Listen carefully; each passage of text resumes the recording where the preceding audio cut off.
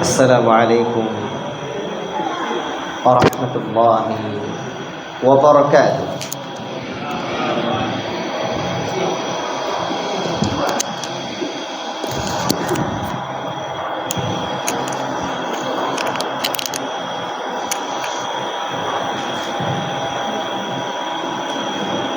Innal hamdalillah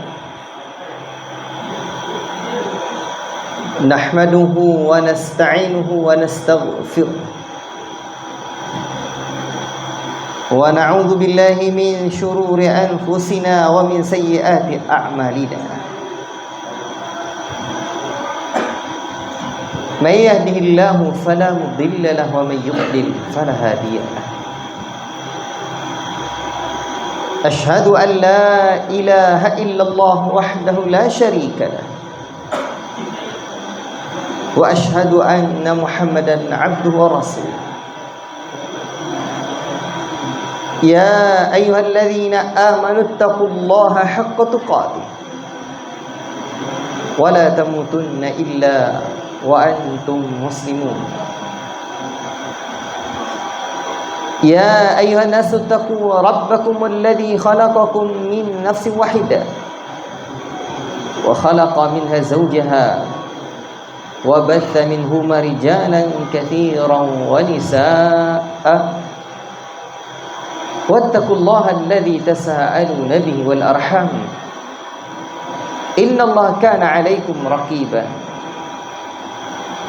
يا أيها الذين آمنوا اتقوا الله وقولوا قولا سديدا يصلح لكم أعمالكم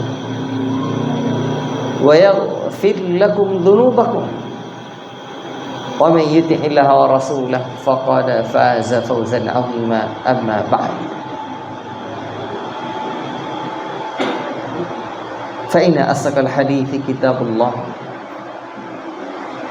وخير الهدي هدي محمد صلى الله عليه وسلم وشر الأمور محدثاتها وكل محدثة بدعة وكل بدعة ضلالة وكل ضلالة في النار.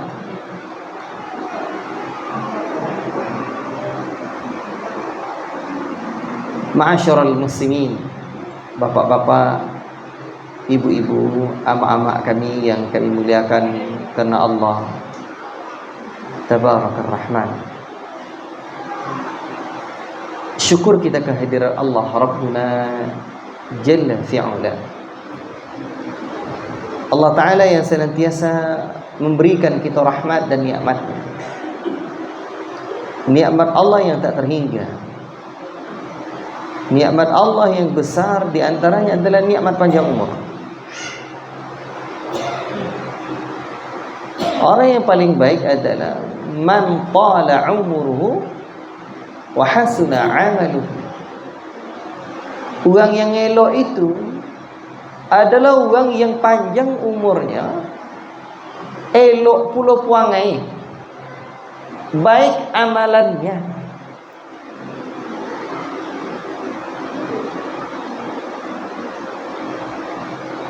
Berarti kalau orang yang paling celaka, orang yang panjang umurnya, buruk pula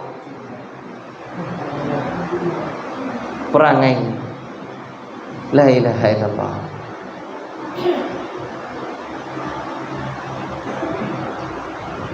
Tapi kok lain dapat, biarlah panjang umur, amal elok, mati masuk surga. Tapi kok tak dapat, biarlah pendek umur, amal elok, mati masuk surga. Payar. La ilaha illallah. Umur itu apa-apa, kita tidak tahu rahasia Allah Ta'ala. Entah kapan giliran kita, tidak tahu. Makanya senantiasa kita harus ulang-ulang rahasia Allah tentang kematian. Satu, kapan waktu. Dua, di mana tempatnya. Tiga, apa penyebabnya. Yang pasti Allah Ta'ala katakan fa idza jaa ajaluhum la yastakhiruna sa'atan wa la yastaqdimun. Apabila datang ajal manusia, tidak dapat diundurkan. Jangankan diundurkan, dimajukan pun tak bisa.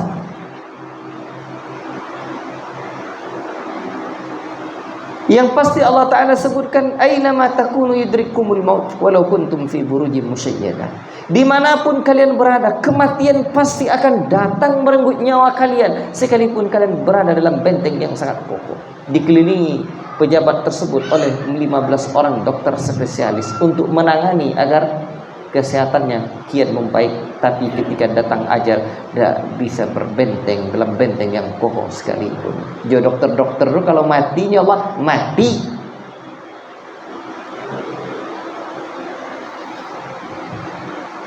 Yang pasti kata Allah Subhanahu wa taala, kullu nafsin dha'iqatul maut. Setiap yang bernyawa pasti akan merasakan kematian.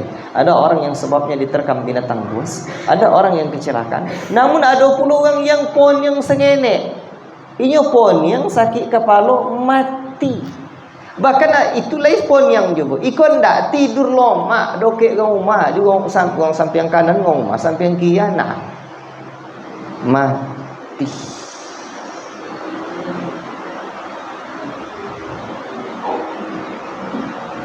Mati itu apa, Pak? Kipi angin itu hidup gini, kan ya? Kalau mati, ini apa putaunya kan? Berarti bergerak. Kalau mati, tak bergerak lagi. Itu mati. Kok matinya tak bergerak lagi? Jadi ini.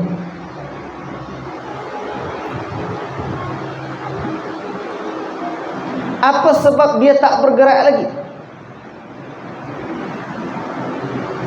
Sebab tidak ada arus. Manusia kalau tak ada arus, tidak bergerak. Apa arusnya manusia? Ruh.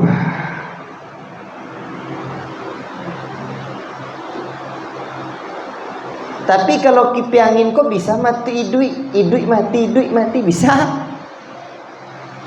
Kalau ikon tak bisa. Idui mati lah balik tak bisa. Dan ketika ruh manusia meninggalkan jasad, lihatlah nasibnya jasad manusia ini. Kenapa, Pak? Terbujur kaku di tengah rumah.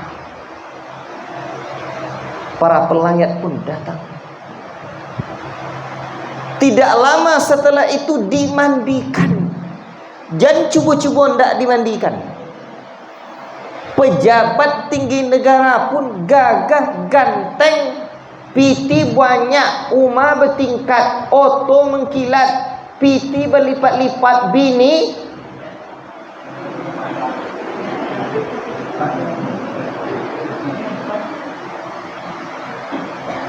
tapi begitu mati, jangan cuba tak mandi-mandi. Datang lalek, jangan lalek, langau pun tiba. La ilaha illallah. Jasad manusia itu kian membusuk.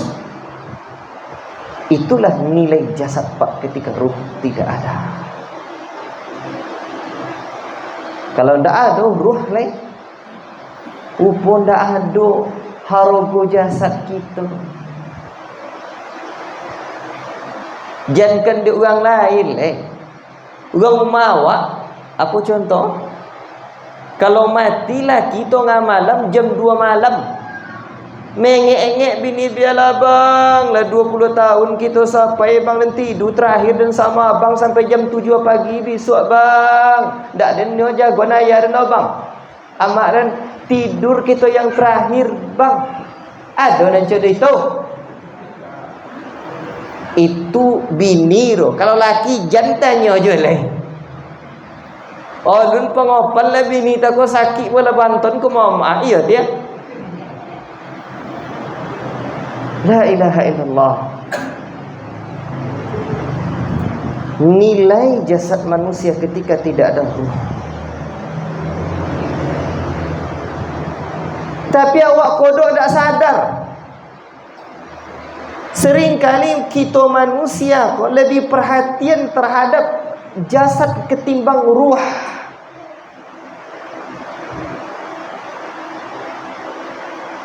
Makan tu apa? Jasad. Pakai pakaian untuk jasad. Ya baru. Buat rumah untuk apa? Jasad. Ya baru. Dan banyak pekerjaan-pekerjaan kita manusia hanya untuk memperhatikan jasad. Dan seringkali manusia tidak memperhatikan ruhnya. Dan dunia serta seisinya bukanlah makanan ruh, namun adalah makanan jasad. Bukan kita tidak boleh memperhatikan jasad, bukan. Tapi ruh di mana kita letakkan? Kapan kita perhatikan? Bukankah di hari akhirat kelak ketika manusia sudah mati, ruhnya akan berjalan menuju alam kubur. Setelah perjalanannya ke atas, kemudian Allah kembalikan ke alam kubur, ke jasadnya. Ia akan ditanya, "Man rabbuk?" Siapa Rabb kamu? Yang menjawab bisa apa-apa amak-amak. Ndak lidah kini. Kalau lidah dan kini kau tak bertulang. Kalau mak diinyonya begini. Yang akan menjawab adalah amal saleh kita. Makanya Allah Ta'ala katakan, Yauma la yanfa'u malu wala banun illa man atallaha biqalbin salim. Hari akhirat kelak tidak bermanfaat harta dan anak-anak kecuali orang-orang yang datang kepada Allah dengan qalbun salim, hati yang selamat dari iri, dari dengki, dari dendam, dari kesumat, dari syirik dan riya.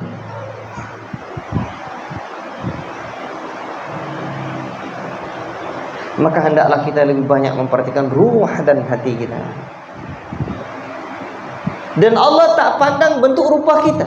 Innallaha la yanzuru ila suwarikum wala ila ajsamikum.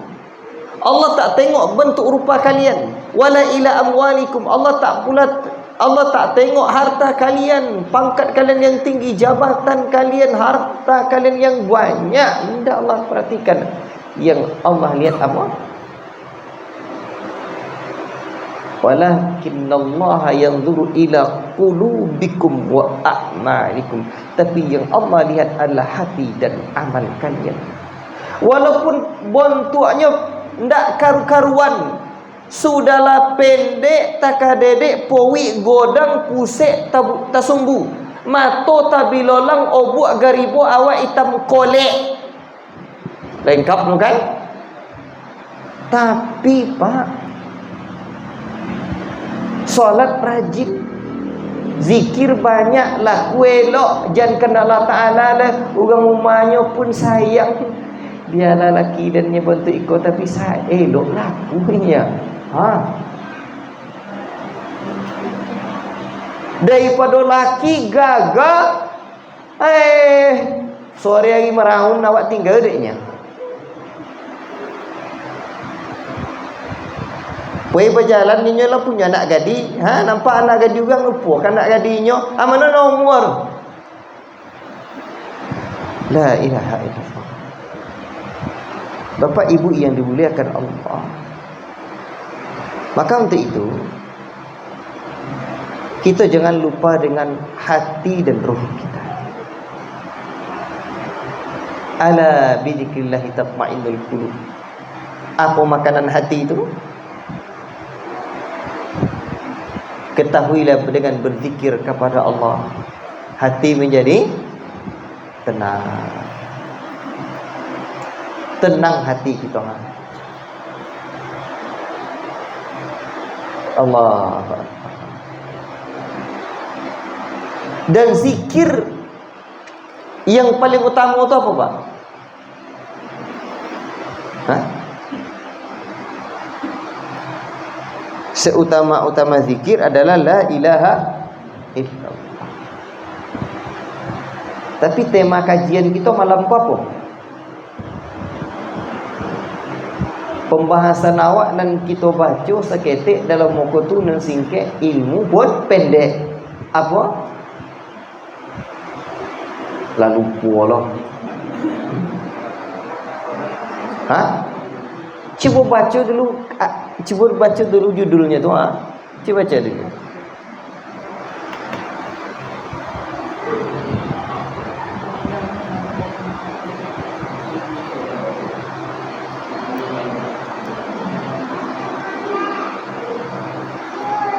Silakan.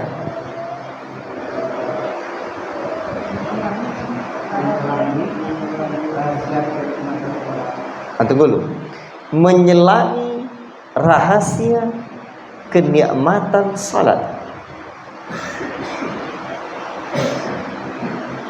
Nya perlu dia awak salat tu nikmat. Perlu?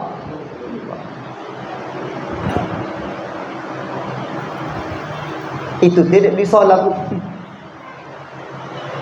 Kenapa kita harus menyelanginya?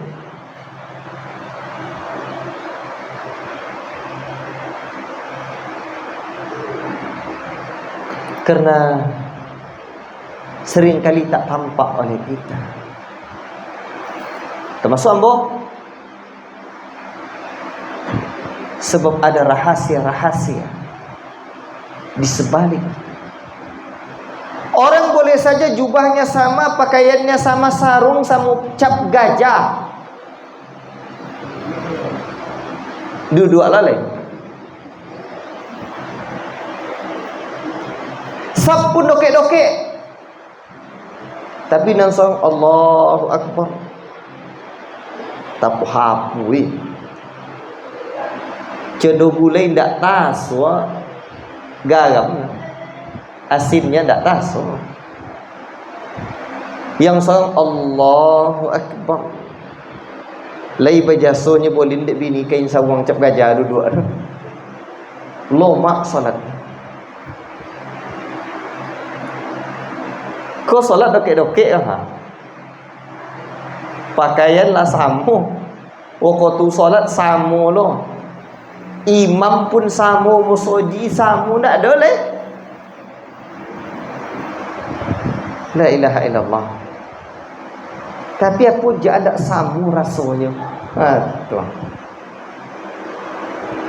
Bapak yang dimuliakan Allah Subhanahu wa taala. Kenapa kita harus selami rahasia kenikmatan salat? Sebab Allah Ta'ala sudah katakan wasta'inu bis sabri was salah wa innaha lakabiratun illa 'alal khashi'in.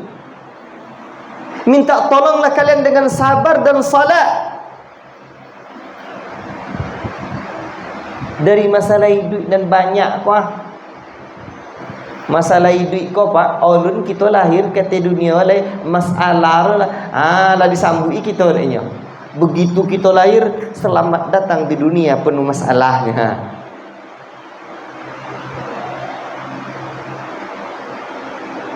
Makanya Allah Ta'ala suruh kita minta tolong dengan sabar dan sabar.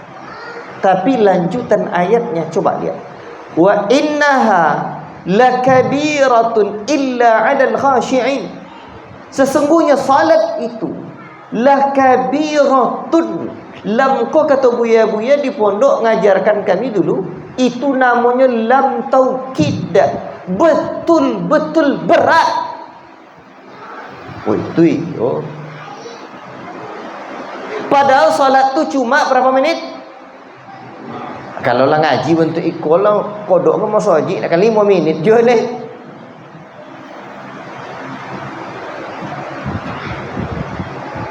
Padahal salat itu hanya tidak selama motong karet di Poland Kota. Poland nama sih kah? Asamonya.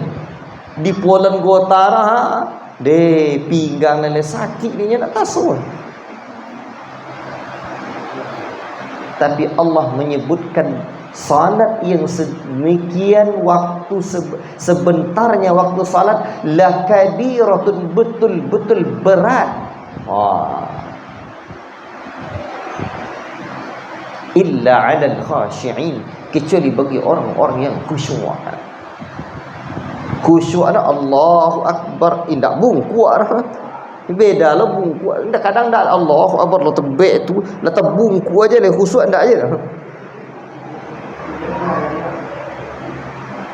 Entah ada kayak mana-mana duduk. Berarti kita perlu selami rahasia kenikmatan salat itu. Sedangkan kopinya ada nikmatnya. Padahal apa bahannya? Kopi, ayu angin, gula, itu je. Kadang tak lorong mamam buat awak lo seorangnya.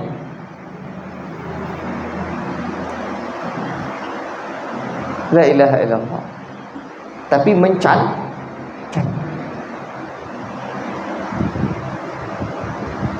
Kalau solat tak mencandu nama orang. Sebab candu tu bahaya kan. Allah Ta'ala menyebutkan adanya halawatul iman. Dhaqa ta'mul iman. Betul-betul merasakan manisnya, rasanya iman. Siapa? Man radiya billahi rabba. Di antaranya orang yang ridha Allah sebagai Rabbnya, dan seterusnya. Yang ingin saya garis bawahi sekarang, adanya kenikmatan iman. Bahkan inna fid dunya jannatun man lam yadkhulha lam yadkhulul jannatal akhirah. Di dunia ni ada sorga, ada sarugo dia di dunia. Siapa yang tidak memasuki sorga dunia, dia tidak akan pernah mendapatkan, tidak akan pernah masuk surga akhirat. Apa surga dunia ini? Jannatul iman, surga iman.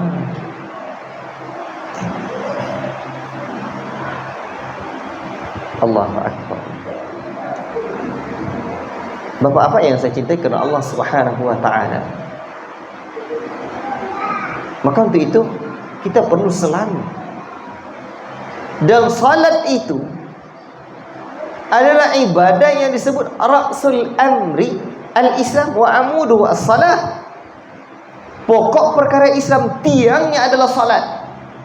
Tiang agama ko salat. Bahkan makanya di hari akhirat kelak, inna awwala ma yuhasabu bil 'abdu yaumal qiyamah min amali salatuhu. Yang pertama kali dihisab oleh Allah di hari akhirat kelak dari seorang hambanya adalah salat. Fa in salahat faqad aflaha wa anjah. Barang siapa yang salatnya baik, maka sungguh dia telah beruntung dan dia selamat. Sebaliknya, wa in fasadat faqad khaba wa khasira. Dan barang siapa yang salatnya rusak, sungguh dia merugi. La ilaha illallah, menyesal dan merugi. La ilaha illallah. Itu kita perlu mencari, menyelami rahasia kenikmatan salat. Baiklah, sekarang saya yakin bahwa saya yang menyampaikan kajian di sini tidaklah lebih tinggi merasakan kenikmatan salat dari bapak-bapak dan ibu-ibu kalian. Bahkan saya yakin bapak-bapak lebih merasakan nikmatnya salat ketimbang saya. Kalaulah agama ini bukan agama saling ingat mengingatkan, tidak sanggup saya. Tak apa salat mereka.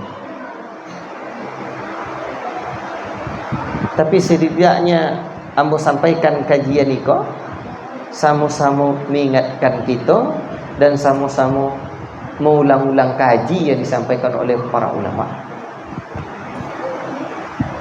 Bapak Ibu yang dimuliakan oleh Allah Subhanahu wa taala. Salat untuk apa, Pak? Dengar. Di dalam Al-Quran yang Allah Taala sebutkan salat itu untuk apa? Untuk apa salat? Tu. Aqimis salah li dzikri. Dirikanlah salat untuk mengingatku. Berarti untuk mengingat Allah.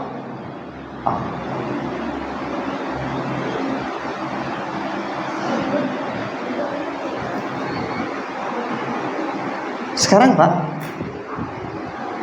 lebih tinggi Allah awak dalam salat. Baik.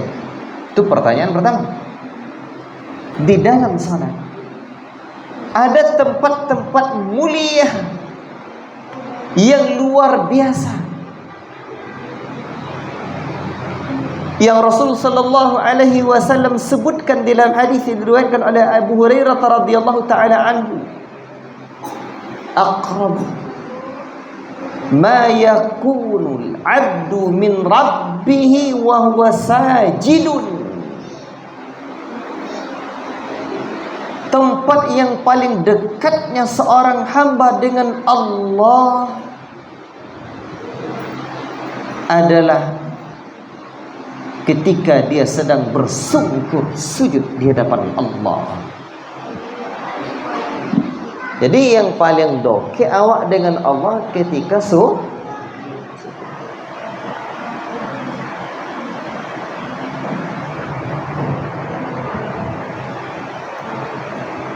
salat itu kalau kita lihat gerakannya hanya berdiri, duduk, rukuk dan sujud.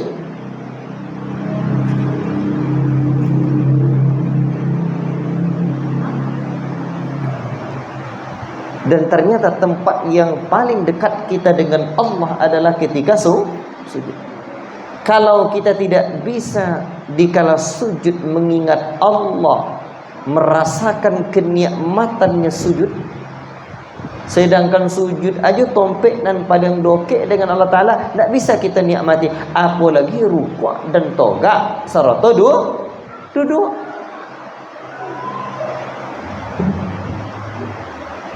Baik. Sekarang begini sih. Kita mulai sedikit menggali rahasia-rahasia. Sekiranya kita sujud di hadapan orang dinduk somang awak, nyo di buah apa kojo dia, tiap bulan dia kinya gaji. Apa kojo pergi mengalih kacamata, misalkan. Sujud kain dua somang tak kau? Bapu kiu-kiu. Ini kalau ndak dibekol, aku sekali ngantuk boleh apa-apa. Ini kan banyak kerawan, insyaallah, amin. Jadi kita sujud di hadapan manusia induk somang gitu. Bapu kiu-kiu. Sujud awak depan ini. Menangi-nangi leleh. Tolonglah dia mau pinjaman Pak, abang nak balik kampung, ayo besok apa? Pak, sujud. Alangkah hinanya diri kita di hadapan induk somang tadi, dan alangkah mulianya dia. Makanya Allah Ta'ala tak boleh, ada Rasulullah tak boleh adanya orang. Satu waktu dulu Mu'adz bin Jabal radhiyallahu ta'ala pulang dari negeri Yaman. Begitu berjumpa dengan Nabi, Mu'adz sujud. Rasul bertanya, ada apa ini Mu'adz? Mu'adz menceritakan, saya melihat penduduk negeri Yaman manakala memuliakan orang pembesar-pembesarnya, dia sujud. Rasul mengatakan, fala taf'alu, jangan kamu lakukan ini. Untuk saya jangan. Sekiranya saya memerintahkan seorang sujud kepada orang lain, seorang manusia sujud kepada manusia lain, sungguh akan saya perintahkan seorang wanita sujud kepada suaminya. Contoh itu bono kedudukan suami no. Seorang istri sujud kepada lakinya. La ilaha illallah. Tapi tidak boleh. Ini saya hanya ingin mendekatkan pemahaman. Sujud contoh itu. Alangkah hinanya kita. Kini kita sujud di hadapan Allah, meletakkan tempat anggota badan kita yang paling tinggi dan yang paling mulia, bernama otak, bernama akal. Kita letakkan, kita bersungkur sujud di hadapan Allah. Tidakkah kita merasakan kehinaan diri di hadapan Allah?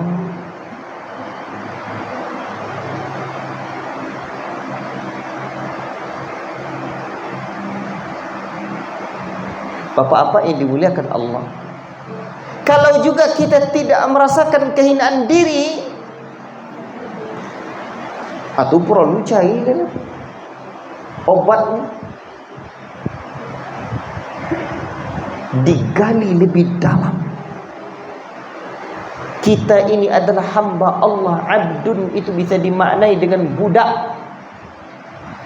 Kita hanya seorang budak yang menghinakan diri di hadapan Allah.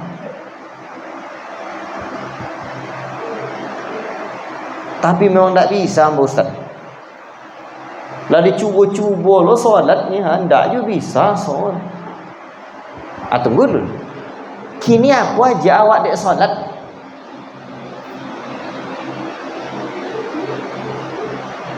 Apa sebab kita dek solat? Untuk beribadah kepada Allah. Kan ya?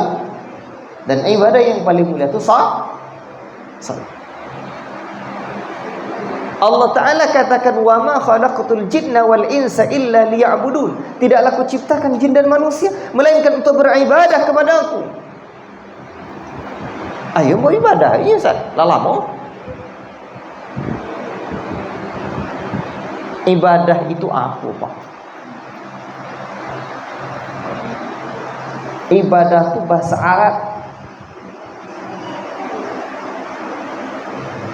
Bahasa awaknya pun di dalam bahasa Arab,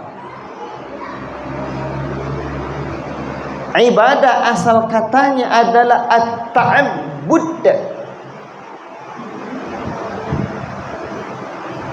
Apa itu? Menghambakan diri kepada Allah.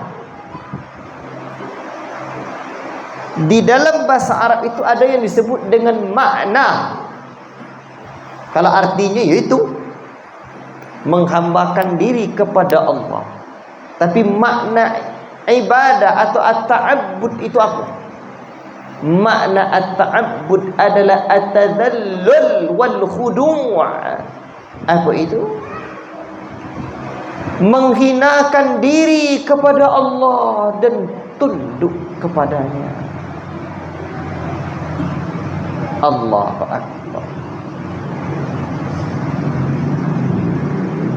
Ternyata Pak, ibadah itu adalah menghinakan diri kepada Allah.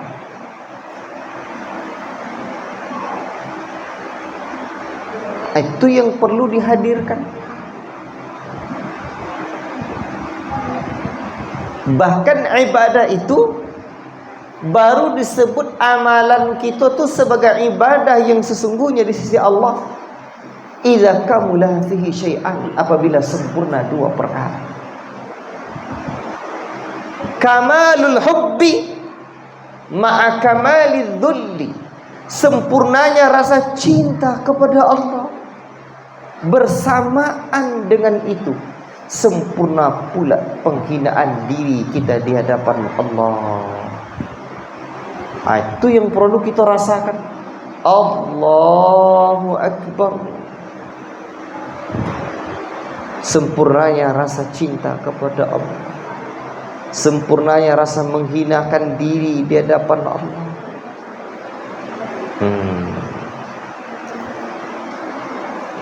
Allah Akbar. Barulah seseorang itu disebut dengan abid, seorang yang beribadah kepada Allah, karena tidak ada.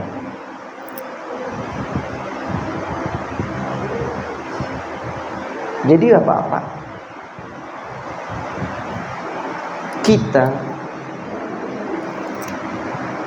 ketika diperintahkan oleh Allah Subhanahu wa taala salat, dan kata Allah, salat itu berat kecuali orang-orang yang khusyuk. Dan Allah mengatakan, orang yang beruntung, yang berbahagia, yang bergembira di dalam salatnya, qad aflahal mu'minuna alladzina hum fi salatihim khashi'un. Sungguh berbahagialah orang-orang yang di dalam salat mereka khusyuk.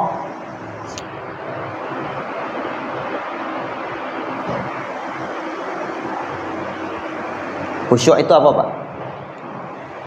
Khusyuk itu apa?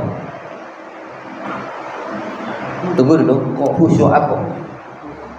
Fokus.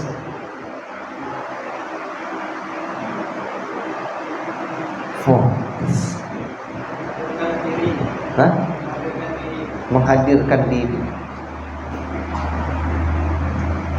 Lah hadir diri ini maksudnya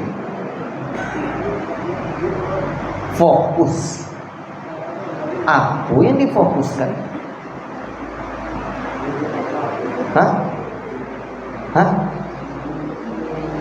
Mengingat Allah. Apa Allah itu yang diingat?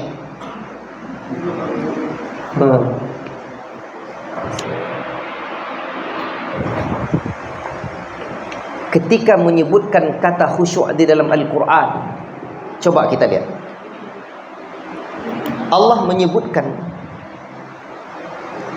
"Lau anzalna hadzal Qur'ana ala jabalin la ra'aitahu khashi'an mutasaddian min khasyatillah wa tilkal amthal nadribuha lin-nasi la'allahum yatafakkarun." Di sini ada kata khusyuk. Sekiranya Al-Quran ini kami turunkan kepada gunung. Kenapa gunung, Pak? Besar, tinggi, menjulang. Gunung tu tinggi, kecuali Gunung Toar. Tu yondanya. Saya tahu Gunung Toar, Pak. Arah Lubuk Jambi. Tu dah tu nanya.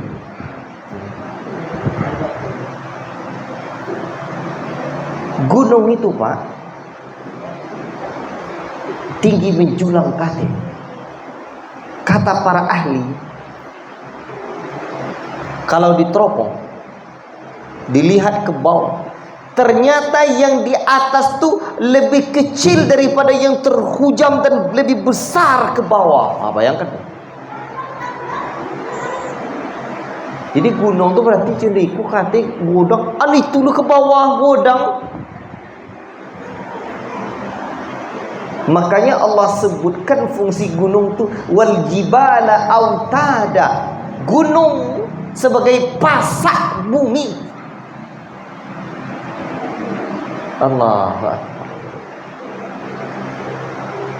Tapi lihat gunung yang sedemikian hebat, kokoh, besar, tinggi menjulang. Lau anzalna, sekiranya kami turunkan hadzal Qur'an ala jabal, di atas gunung, la ra'aitahu, sungguh kalian akan melihat gunung itu khashi'a, khusyuk, mutasaddi'a, dan hancur lebur.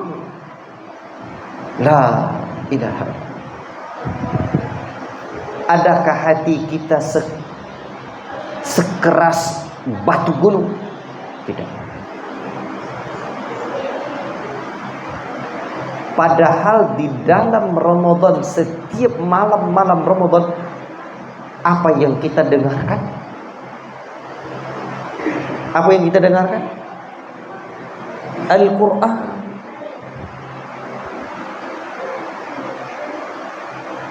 Allah. Adakah hati kita sekeras batu? Bukankah yang kita dengar adalah kalamullah? Apa makna kalam, Pak? Kalam itu apa maknanya? Hah? Ucapan Allah.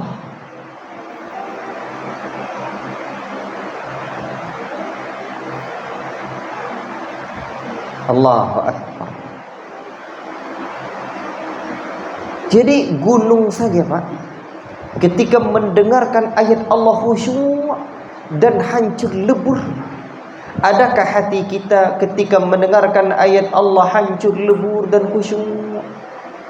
Alam ya'ni lilladzina amanu an takhsha'a qulubuhum li dzikrillah. La ilaha illallah. Kapankah masa hati kita menjadi lembut, khusyuk, anta sya'qulubuhum, khusyuk hati mereka li dzikrillah, mendengarkan zikir kepada Allah, mendengarkan ayat-ayat Allah. Allah tanya hati kita. Gunung bisa hancur, hati kita lebih lembut dari gunung, insyaallah. La ilaha illallah. Makanya wajar Allah menyebutkan ada di antara hati manusia itu fahiya kal hijarah, seperti batu, bahkan lebih keras dari batu. Batu itu, Pak, bahkan wa inna minal hijarati lama yatafajjaru minhul adha. Di antara batu itu ada yang di sela-sela tuh apa namanya? Apa bahasa Indonesianya? Membosik air, Pak. Saya tahu membosik, Pak. Hah? Membosik bahasa Siko. Terpancar air, yo payah bahasa Indonesia. Nyambo lahir di Ludai, luar daerah Indonesia. Mantap. Ini masuk kampung nih. Payah bahasa Indonesia. Tekodang nah. Perlu diinget-inget. Ada, tapi Ludai masih di Riau ya. Itu apa? Intermezzo ya. Nah. Jadi batu saja bisa keluar air. Bahkan batu tuh apabila selalu ditetesi air cap cap cap cap, apa yang terjadi ketika batu terus ditetesi air? Copong. Ini copong. Apa sebab, Pak? Kalaulah kita bisa belajar dari air yang selalu metes di atas batu, kita akan dapatkan banyak pelajaran. Kenapa batu yang sedemikian keras bisa cekung oleh air yang menetes cap cap cap? Padahal air itu lembut, tapi dek lombu itu ya. Kenapa batu itu bisa cekung? Karena air itu lembut. Satu. Kedua, air itu meresap. Apalagi kalau air itu soju pula. Lomak. Makin cekung batu. Sudahlah air soju menetes terus, meresap. Hati kita keras. Yang kita dengar nasihatnya sejuk, meresap, mendalam, berkesinambungan terus menerus. Copong akan membekas nanti, insyaallah. Maka berarti cari yang sejuk, yang lembut, Tak boleh. Terus menerus. Ni ada orang bertanya, Ustaz ni, apa cara aku kalau budong ceramah ini ya? Tambah seiman ni. Semangat. Tapi kalau ndak lo dongong ceramah lele hilang lo baliknya apa cara nya? Itu di cara. Lah tentu jima caranya. Kalau mau dongong ceramah, soju hati tambah iman. Kalau ndak dongong ceramah ala hilang lo balik. Berarti kodok-kodok dongong ceramah selesai. Kau dongong ceramah sekali sahabat beli ya. Lo selek elok gersang lo hati lo bau lo balik. La ilaha illallah. Makanya kata para ulama, hajatun nasi ilal ilmi ahwaju min hajatin ila ta'am syarab. Kebutuhan manusia terhadap ilmu lebih butuh ketimbang makan dan minum. Makan berapa kali seharinya? 3 kali. Lainan tolok 5 kan mantap tu. Tapi 5 kali ditinggi tolok.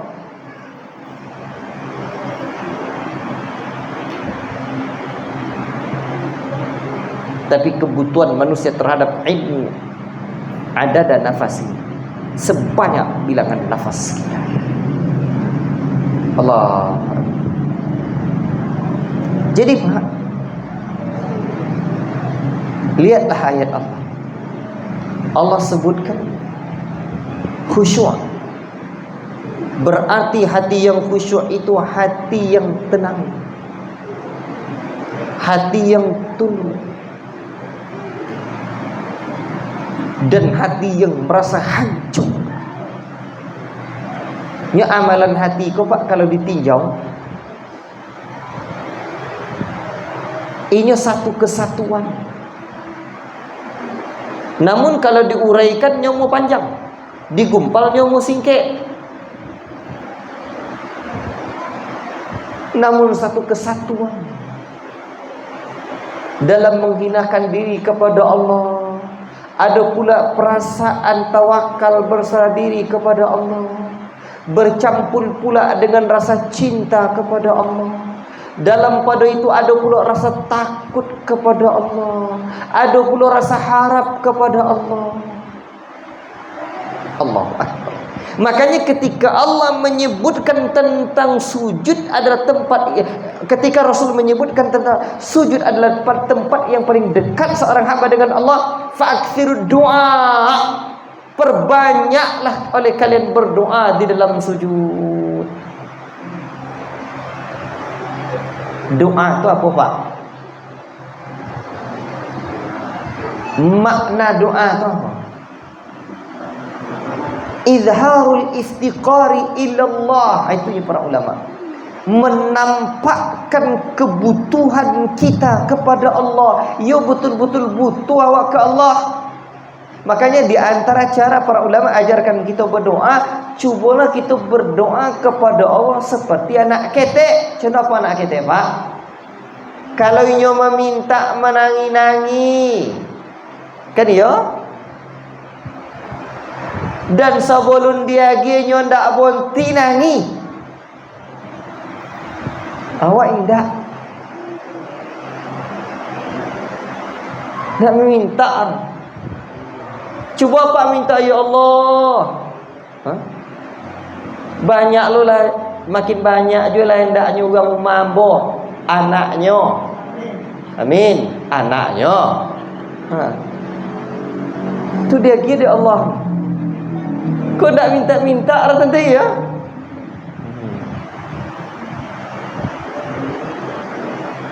Pak, kalau kita minta kepada Allah seperti anak kecil, menangi kita. Coba gini, ada orang menangi nyokawak. Datang ke rumah, nak minjam piti, menangi-nanginya deh, nengoknya menangi, nak tonton kan dibaca ni. Kan bongi lah, nak lo sampai hati, nak bongi lah. Nak tonton le perasaan dia dia ya. Padahal tayu kan dibayu dia tindak dah. Nya kalau membuat hutang ke orang siap-siap je lah. Satu, niatkan untuk sedekah. Dua, niatkan besok tolak mengemis. Itu je. Nan ketiga, ayo lontong godang dia awak copek bayu dia tu je nya kaji. Baik. Sekarang Pak, ada orang menangi minta kawaya. Mintanya tak sampai dia. Menengoknya menangi tu wak dia. Padahal kan bapulah tingkat kedermawanan kita. Piti kete aroto indak banyak awak ndak lo dermawan dah, kadang lah sepilik pula, tapi dek menengoknya menangi-nangi ibu-ibu hati ada ingin dia nyokot tu sama sekolah dulu atau disobik-sobik di sanjung-sanjung dek awak dia ya awak sekawan ti dulu ya nya leyo lo so agilan Allah Pak jauh lebih dermawan dari kedermawanan semua manusia ini dikumpulkan. Allah jauh lebih dermawan. Artinya, maknanya Allah seperti yang telah Dia gambarkan. Idza sa'alaka 'ibadi 'anni fa inni qarib ujibu da'watad da'i idza da'an. Apabila hambaku bertanya tentangku, sesungguhnya aku dekat. Aku akan mengabulkan apabila ia meminta kepada aku. Allah lan menyebut itu rupa. Allahu Akbar. Ko ada Pak Bupati elok laku piti banyak orang dermawan datang ke rumah awak. Sebut ininya. Nama awak Lihun bisa pailah kumadan bila ada kau tu pai kau toluk Kuantan seolah kau nomor telefon dia jalan sang ajudan kau nomor telefon semua sampai orang tu masuk seolah ada lagi hadiah kiu percaya tak kita Pak Bupati elok harta banyak orang dermawan jangan sabit je. Sawan pai ku Pak Bupati tak lu sonang kieu.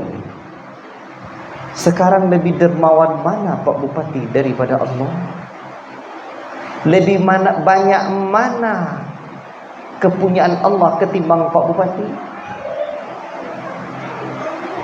La ilaha illallah. Tapi awak ndak kita tunjukkan kebutuhan kita kepada Allah. La ilaha illallah. Manolokan dapat salat yang nikmat. Padahal Pak, kata para ulama, kalau lun pandai kita beribadah lain, payah so. Zikirlah dicuba lu je bisa lah.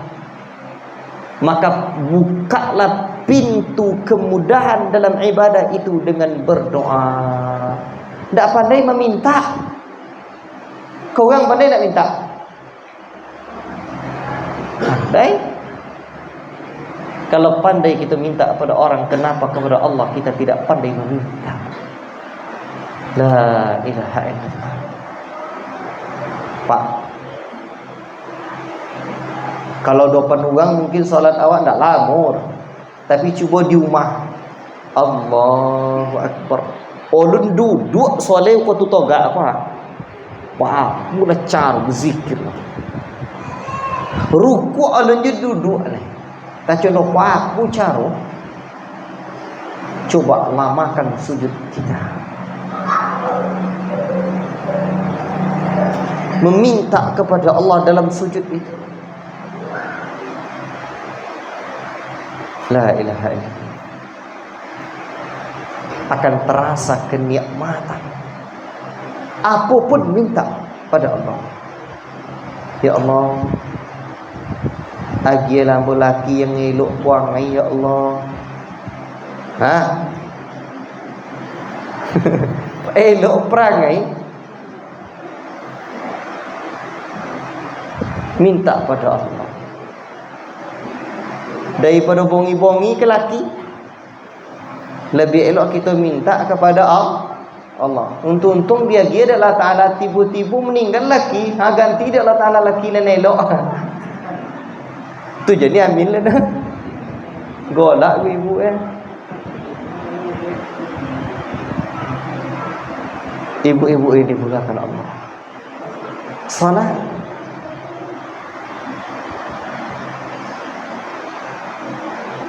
Kalau dalam salat kita belum bisa merasakan kedekatan dengan Allah, tu bila awak bisa dokek ni?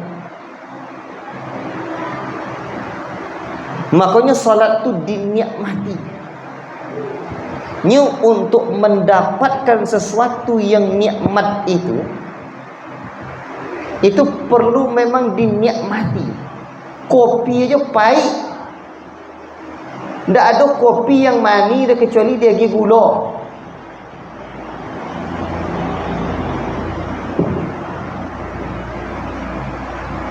Kopi pahit tu bisa nikmat pak. Apa sebab? Cubalah tanya ke pecandu kopi. Kopi pahit tu bisa lomak serinya. Apa kira-kira? Sehari, 2 hari, 3 hari, 4 hari, 5 hari, 6 hari, 7 hari, tak akan lomak. Percayalah.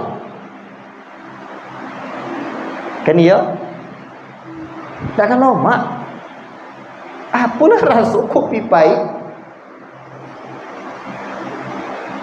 Tapi apabila terus sabar, dicari rasa dan kenikmatannya, mencandu, akhirnya dia mendapatkan kenikmatan meminum kopi pahit. Dia dengan gula, tak lomak sedihnya.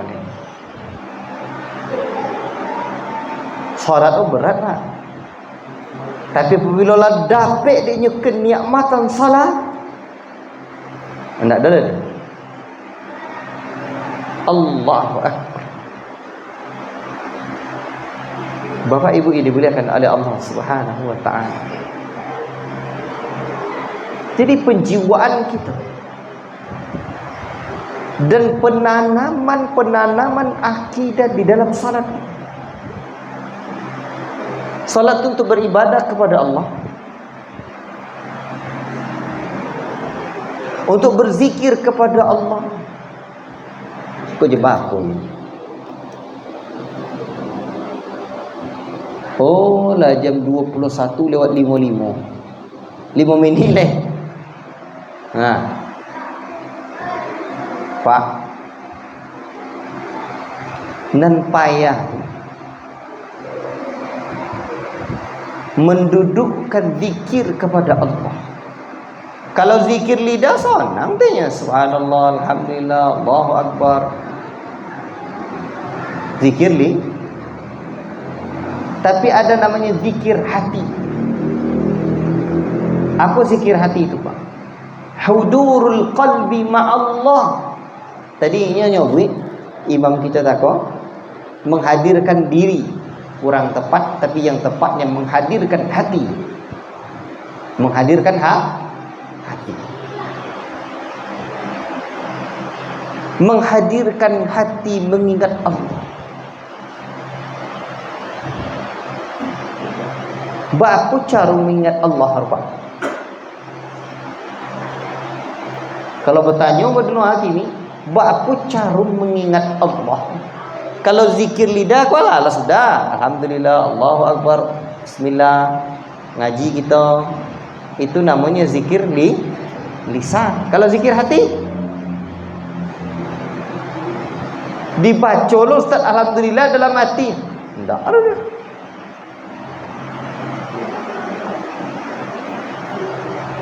Apa cara, Pak? Fokus tak kau juga. Kalau dipakai in fokus jadi kan? Apalah. Kini coba ditanya, apa cara fokus?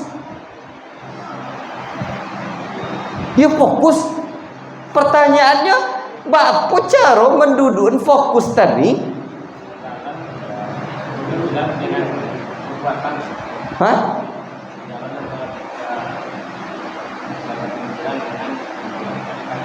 Ya ndak leh, sejalan antara lisan dengan hati, perbuatan dengan hati, asyik sejalan-jalan tu je pikiran ha. Lunjuk ada duduk.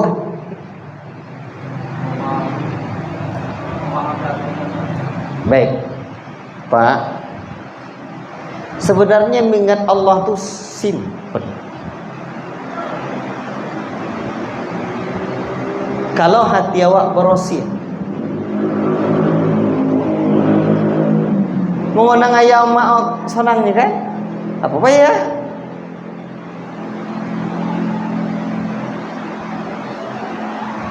Cuman masalahnya adalah banyaknya gangguan dan godaan syaitan.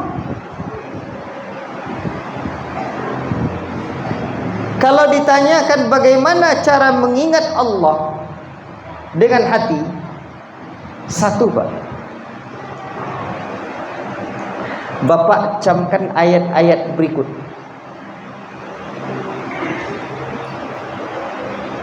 Kita dah yakin Allah ada, mesti.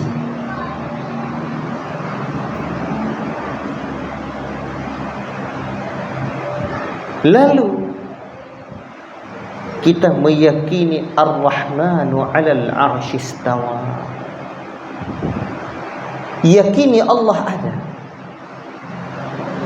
Dan yakini bahwa Allah beristiwa di atas arsy. Sehingga jangan sampai awak membayangkan Allah dalam diri awak lah.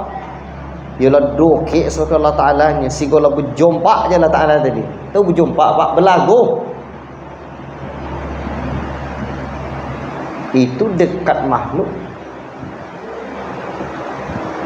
Makanya keyakinan Ahlussunnah tentang istiwa Allah tu penting dihadirkan. Biar jangan sampai aswasu dokek Allah Ta'ala hanya. Tak ada le jauh tak berganggang, dokek tak bersentuhnya. Ha? Onde mak. Contoh apa? Kan pun yang palu. Kalau dalam kaji buyanya, ya dalam tak dalam kan. Sekarang Pak, mengingat Allah biar akidah kita duduk dan keyakinan kita di dalam mengingat Allah itu tidak keliru, maka keyakinan Ahlussunnah pun wajib kita hadirkan.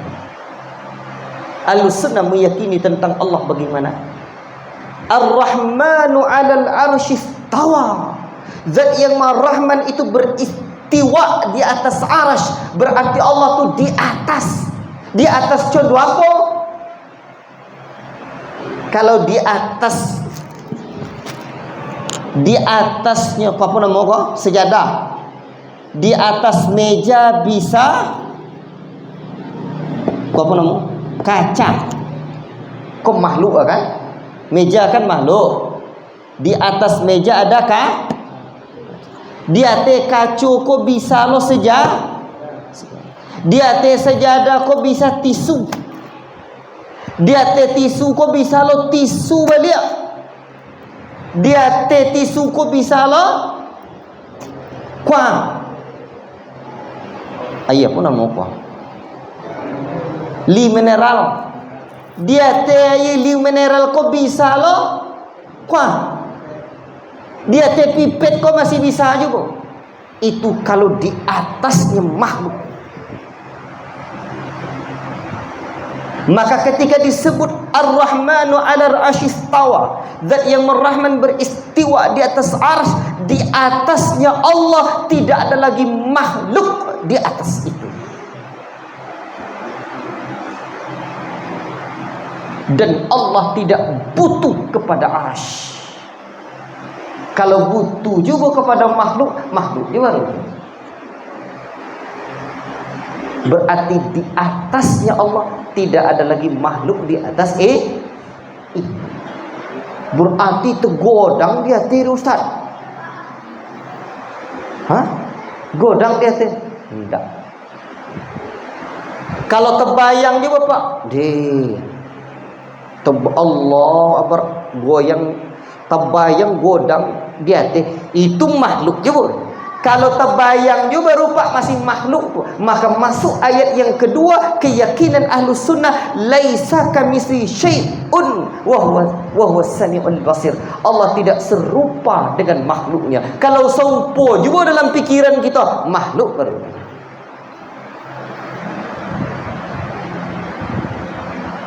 Oh, berarti Allah Ta'ala dia condong apa? Kalau ada condong apa, berarti makhluk. Allah tidak serupa dengan makhluknya. Tu apa cara Ustaz? Nya ndak main cara-cara je le. Nya ndak bisa dia akal pikiran memikirkan. Habis kita kok dipikirkan juga rumah sakit jiwa di Tampan Tenha. Situ te tompe kalau ndak buka ke rumah sakit Ayani Dr. Darisman Muiz namo, itu ti mantan kepala rumah sakit jiwa dulu. Tu yang ube. Nyo akal ko pak terbatas. Jangankan akal, matu kita ko terbatas.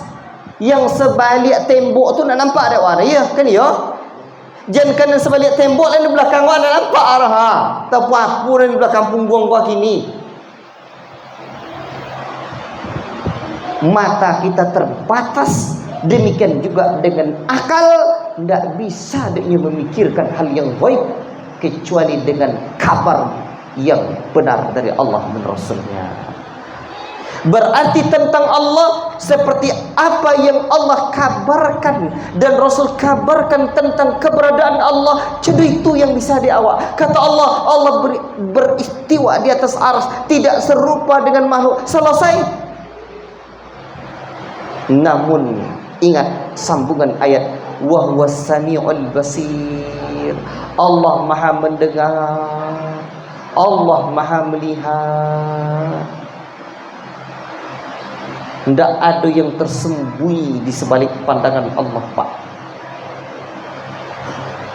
Lah dua ayat tadi kan? Tambah satu hadis Nabi. Namanya tentang ihsan. An ta'budallaha ka'annaka tarahu fa in lam takun tarahu fa innahu yaraka.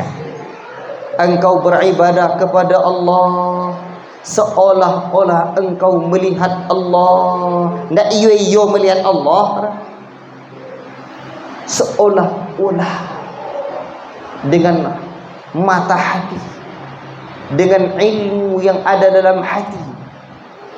Oh, don't bisa deh. Fa innahu yarak. Kalau ulun bisa yakini Allah melihatmu, itu tidak bisa.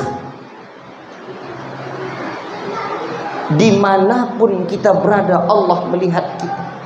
Sekecil-kecil zarah yang terlepas dari kesatuan, sehalus-halus bisikan semut hitam kepada kawannya di tempat yang kelam, di dalam batu hitam pula berbisik dengan kawannya, takkan pernah terlepas dari kekuasaan dan merokok Allah. Allah Maha tahu akan segala gema, irama dan niat yang tersembunyi di balik hati dan jantung anak manusia. Tidak ada. Toh Allah tahu, Pak. Apa yang ada di hati kita Allah tahu. Makanya Pak, hadirkan. Lah terkumpul dua ayat dan satu hadis itu salah satu cara mengingat Allah. Tidak mesti cendikoro lah. Itu salah satu cara mengingat Allah. Atau menghadirkan satu keyakinan agar kita mudah mengingat Allah. Allah melihat kita. Lah duduk nan cendo itu tetap ingat. Baru fokus tadi. Ingat dan tetap ingat sekalipun dalam jamban alias kakus atau WC tandas kata orang seberang sana. Sekalipun dalam WC pak, dalam WC tak ada zikir lah. Subhanallah, Allahu Akbar, la ilaha illallah. Kau buang air godang keluar juga, dah haram hukum. Tak boleh. Tapi ada zikir yang boleh di dalam WC. Zikir apa itu? Itulah dia bernama zikrul qalbi, zikir hati. Apa zikir hati itu? Ingat, tetap ingat sekalipun dalam jamban. Buyamu dulu ngajarkan ingat, tetap ingat sekalipun dalam jamban. Apa nanti itu? Allah yang senantiasa melihat kita. Tetap ingat dah, Allah tengok awak tadi. Latih dah tu ha. Bo Honda awak ke ladang. Latih. La ilaha illallah. Allah ingat nampak awak. Disitulah kita hadirkan rasa cinta kepada Allah. Penghinaan diri di hadapan Allah. Terasa doa ekor. Takut kepada Allah. Makanya kata para ulama ada 3 rukun ibadah hati. 1 namanya cinta. 2, apa sebab dia cinta awak kaya mak awak? Bahkan ada kerinduan. Takut 5 minit deh kalau lobby. Alah lewat 9 lah. Kita sambung subuh lah besok. Lanjut dulu. Jadi ampu kalau lah ngaji ceriko pokok malam ku sampai subuh insyaAllah. Kalau tidak akan sampai subuh tidak, ini malam 6. Baik. Kenapa Pak kita datang cinta pada ayah dan mak kita? Kenapa Pak ada kerinduan hati kepada ayah? Ayah mula dulu, ayah mula meninggal 10 tahun yang lalu. Kalau lah tahu ingat ayah no apa? Ya taroga rasa hati. Kadang ngomong sama orang, kita ngomong orang Pak. Dia sangat ayah. Dek kan taroga suka ayah takut. Apa sebab kita rindu dan teroga ke ayah kita Pak? Apa sebab? Kira-kira lah dulu apa sebab dia ada kasih sayang?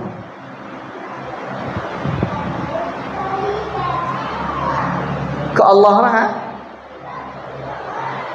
kaya mak awak, apa sebab dia ada kasih sayang kita?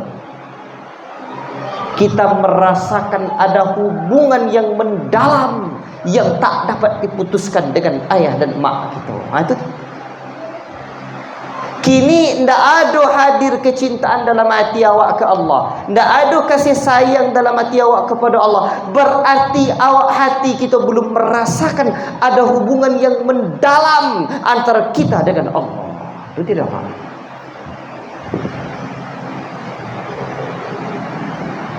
Bapak cik tengok anak ayam. Anak ayam tu menote. Lah pandainya jalan. Malam hari nonggok di dalam, di bawah kopak induknya tu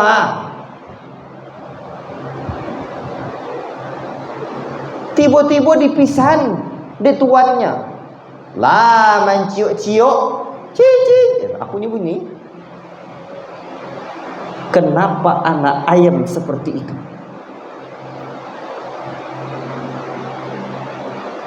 Karena anak ayam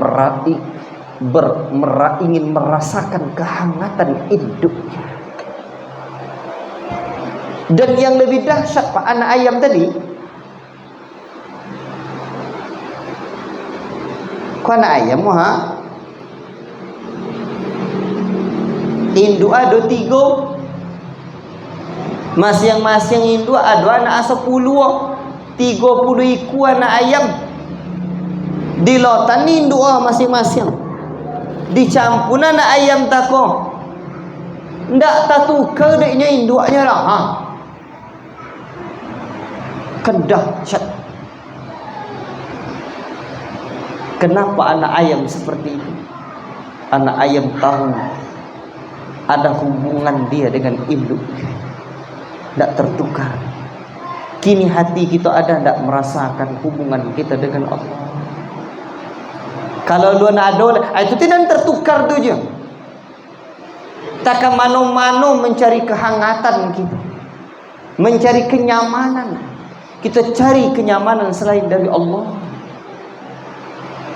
La ilaha illallah. Baik, kita kembali ke salat. Salat apa? Itu tidak ibadah paling mulia.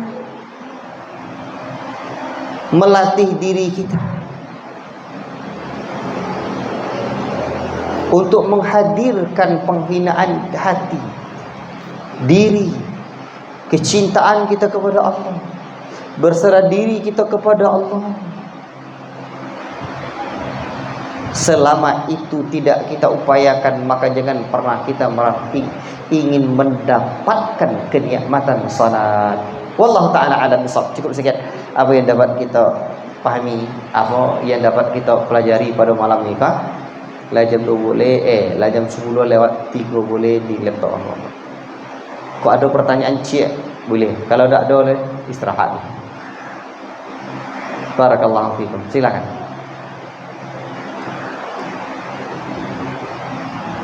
Kalau laiko kaji tak ada nak bertanya apa. Di mano-mano abu mengaji yang bentuk iko kaji. Nyolah khusyuk. Wah, dah. Sehingga ndak ada le latonang. Jadi kalau kaji fikih, andai banyak tanya pikiran. Tu Pak, kalau pikiran lu berjalan, banyak nak difikir dia berjalan. Jadi dalam salat tu bukan pikiran, mainan hati. Wallahu ta'ala alam bisawab. Mudah-mudahan Allah Ta'ala jadikan salat adalah tempat yang paling indah, sebagaimana Nabi SAW yang ia cintai di alam dunia ini. Di antaranya selain istri-istrinya dan adalah anak istrinya adalah salat. Salat tu Pak, mudah-mudahan menjadi tempat yang paling kita cintai di alam dunia. Kalau lu dapat dia kita boleh bawa salat tempat yang kita paling kita cintai, Pak. Itu tanda hati kita sedang ada masalah. Itu perlu diterapi. Kalau salatlah tempat kita mengadukan segalanya kepada Allah, menghamparkan harapan kita kepada Allah, menyerahkan semuanya kembali kepada Allah. Allah Ta'ala alam bisawab. Allahumma ati nufusana taqwaha wa zakkiha anta khairu man zakkaha anta waliyuha wa maulaha. Wa sallallahu wasallam ala nabiyyina Muhammad wa ala alihi wa sahbihi ajma'in. Subhanakallahumma wa bihamdika asyhadu an la ilaha illa anta astaghfiruka wa atubu ilaik. Wassalamu alaikum warahmatullahi wabarakatuh.